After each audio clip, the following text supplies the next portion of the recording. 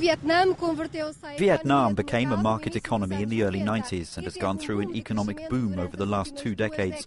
But amid the global financial crisis and with a communist regime ruling with an iron fist, modernization is happening at a slower pace than many in this country of 90 million would like.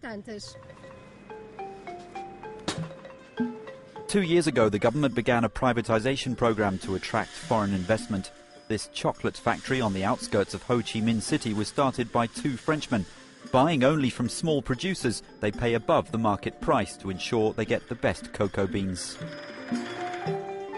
Maru is a brand, reflects certain things. It reflects quality, authenticity, taste, and working locally in Vietnam. And we want to grow to be a large artisanal chocolate maker, not an industrial chocolate maker.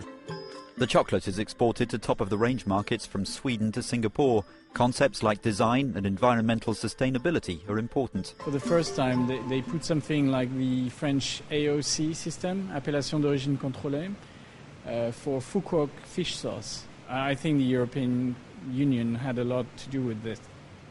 I think that shows an interesting trend pointing towards more recognizable quality products from Vietnam. Like many communist countries opening up to capitalism, Vietnam has a growing middle class hungry for consumer goods.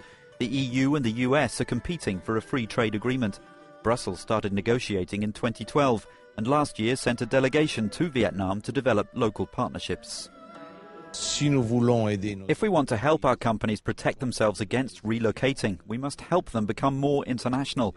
Unfortunately, only 13% of small and medium-sized European firms operate beyond European borders. The EU has invested almost €4 million in a new legal support centre for European SMEs. It's just opened in Ho Chi Minh City. A major challenge is adapting to Vietnam's one-party system, renowned for repressing dissent. If you look at the things like freedom of expression, it's a very difficult country. If they want more European investment, they have to look at these issues, because a European investor coming here does not only look at the economic framework, but also looks at the broader social and political framework. Another sector with big potential is tourism. The country welcomed more than 6 million visitors in 2013, 1 million from EU countries. Brussels has signed a cooperation agreement, but the Vietnamese want Europe to reciprocate by easing its visa rules. I hope that the cooperation between the EU and Vietnam will not only be in one direction. We want to have support from the EU, but we also want to have a higher number of Vietnamese tourists entering EU countries.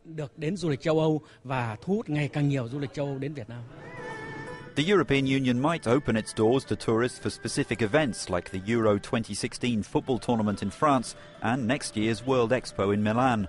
But the main goal is gaining access to Vietnamese markets, such as developing resorts and tourism. It is a big industry. It's investment, it is equipment production, it is know-how transfer, it's a lot of education. And on the other side, it's of course a big opportunity for exchange also in sports, culture and some other sectors.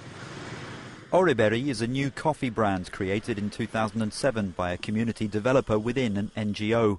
It allows small producers to earn more income by cutting out large distributors. They get a share of a rapidly growing market. Vietnam is now the world's second largest coffee exporter behind Brazil. My dreams for Oriberry is we could have some coffee producer in different areas of Vietnam having their own brand, having their own shops. That would create some opportunities for them and for us also to have more research on coffee.